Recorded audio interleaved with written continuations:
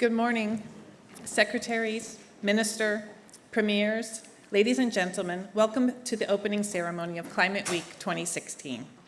My name is Amy Davidson, and I'm the Executive Director of North America for the Climate Group.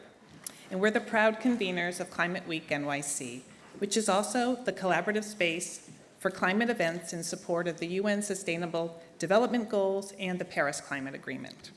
When we started Climate Week NYC in 2009, just 2 months before the UN Climate Change Conference in Copenhagen, we wanted to use this time of year to cast a spotlight on climate change and to gather all of you, the private sector, state and regional governments, as well as civil society, to draw attention to both the progress that we have made to date, as well as to draw attention to the work that lies ahead.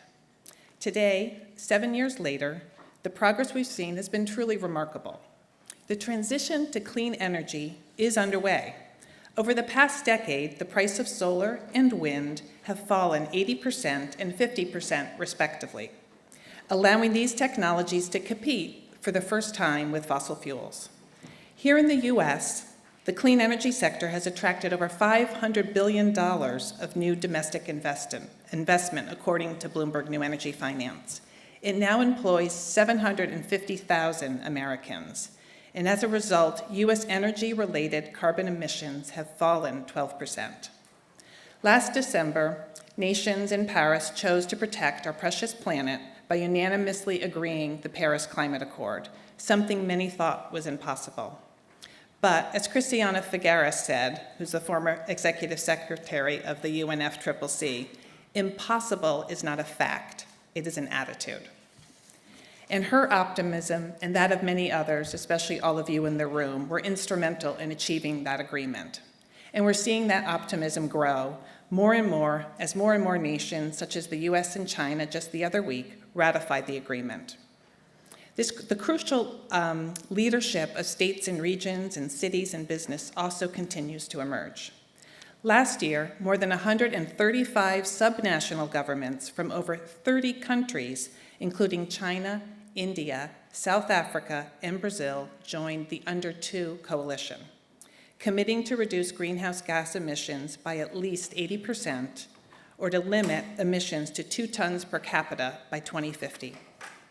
In research we conducted, we found more than 200 companies, states, regions, and cities have also committed equally to ambitious greenhouse gas reductions, or to procure 100% of their power from renewable sources, including companies such as HP Inc. here in the US, Infosys in India, and the Broad Group in China.